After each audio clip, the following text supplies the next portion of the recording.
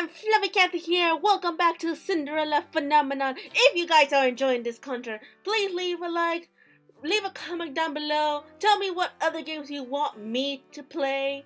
And of course, have a nice day everyone. And you know, have a nice day. Alright, let's go continue to chapter 4. Alright. It's been with me for more than 3 days. Cops are pesky things, aren't they? They're usually the last thing to go, but at least they're not deadly most of the time. Even if you cannot buy the medicine, sir, there are other at-home remedies that might help with your cough. Boy, I've already tried warm tea. My wife's giving me enough of that. Water is good for your throat too, sir. Any kind of steam works too. If that cough is riddled with mucus, it'll be easier to expel with steam. Huh. When you can't afford the medicine, sometimes the simple things will help, and the cough will stay for a while, so don't fret if you can't get rid of yours immediately. Well, I appreciate that advice. Not exactly what a doctor would tell me, but it'll have to do. The man thanks Rumple before walking off. I noticed Rumple looking down at the ground, a rather forlorn expression on his face. Is what he said true? About what, princess? About doctors not giving advice about at-home remedies. Most of the doctors don't believe in such things. They always think that medicine works better than at-home or herbal remedies. The medicines do help, but sometimes they aren't necessary. Yet you just gave him advice. Not everyone can afford medicine. Being a doctor means helping people, not taking advantage of their sickness to steal their money. Money was never a problem at the palace. Whenever I was sick, the palace staff made sure I had the best and most effective medicine. Do you remember what you were like as a doctor? I wanted to help everyone that showed up at my doorstep. Sometimes I couldn't, and it frustrated me. I prescribed medicine when necessary, gave advice other times, and when things were dire, I performed small operations. He does seem a lot more serious when he is talking about health. Rumple was silent for a few moments before his eyes light up once again. Anyway, shall we go stock up on our medicine? What's that look? You're thinking of something, aren't ya? What are you thinking about, you creep? I thought you said medicine wasn't always helpful. Because it's not. But I also know that our niece uses mostly herbs, and that she tries to handle things without too much medication. She's quite capable. We entered the shop, and in no time at all, Rumple spots the items in our list. We use the rest of our money to buy the medicine and remedies that we need, and then we begin to head back to the tavern. On the way there, Rumple strikes up a conversation again. So, princess, have you given any thought to what I said before? About what? You've already forgotten about making people happy. What? You know, you could make me happy right here and now by giving me a kiss on the cheek. No. I stare blankly at him before walking away.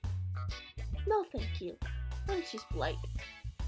And alas, my hopes are dashed again.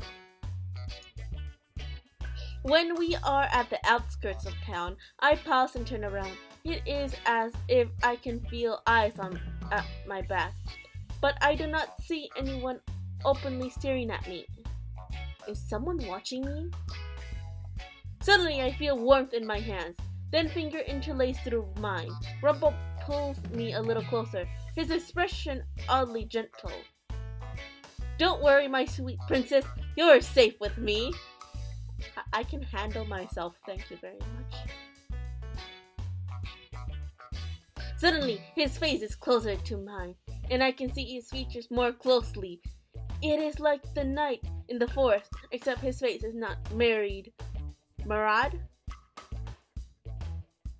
I don't know. By the same shadows. There is caution in his eyes, but it is not directed at me.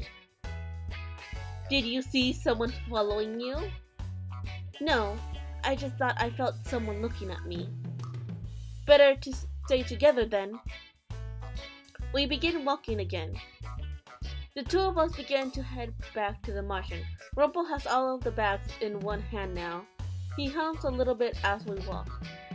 It is remarkably peaceful, so much so that I do not even mind him holding my hand. It suddenly feels a lot safer. I am so lost in Riviere that I do not even notice when we turn and go in the opposite direction. This is not the way back to the Martian. On the contrary, it's just a more scenic path. Don't you like the forest, princess? The shaft of light continuing in through the canopies, the soft blades of grass that tickle your ankle. It is such a romantic place. No matter what he says, this does not lead back to the Martian. It is not or any path in the wall. Well, we could keep walking. I mean, it has to lead somewhere. It is picturesque, isn't it, princess? It is, but this still does not lead back to the Martian. No, but I figured taking this detour is safer. If someone is watching you, they're less likely to follow us straight to the Martian. Safer? But it is just the two of us. I have faith that I would be able to protect you, princess. Also, the forest is a maze in and of itself. I suddenly stop and let my hand fall from his as I stare at him. I wasn't expecting that level of cleverness from Rumpel. Rumpel looks proud of himself. He takes a step forward, bridging the short distance between us, and then suddenly his fingers are around my wrist again. But he does not lace his fingers with mine. Instead, he takes my hand in his, and then he pulls it up to his face. Dude, why? Before I realize it, my hand is on his cheek. His hand cupping my own. Oh dear God. Oh dear Lordy. Why? Princess, you can trust me. Always, I mean. I can sense that sometimes you trust me, sometimes you don't. But you don't need to be so cautious around me. I shower you with compliments because I believe you deserve them. I tell you that I enjoy being around you because I do. I should be focusing on his words, but all I can look at are his eyes. What do I need to do for you to fully trust me? Mother told me that people lie, so how can I trust that everything he says is the truth? Perhaps if I stop throwing compliments at you, you would not be you without all of the compliments. Oh, what am I saying? I always complain about his compliments, but the thought of a Rumpel without compliments is strange. So you do enjoy my compliments, sweet princess? No, What? Words have deserted you? I understand. Being so close to me would have that effect on any woman. Someone save me. Something bright and angry flares up inside of me. Something that I don't understand. I pull my hand away from him, a scowl on my face. Was it my big mouth again, princess? Come on. Let's go back to the Martian. I start walking ahead, and Rumpel rushes to catch up with me. I clenched my fingers and let out a silent sigh. Was being nice to me again, but I always reject his kindness because it cannot be real. Girl, hang in there! Hang in there!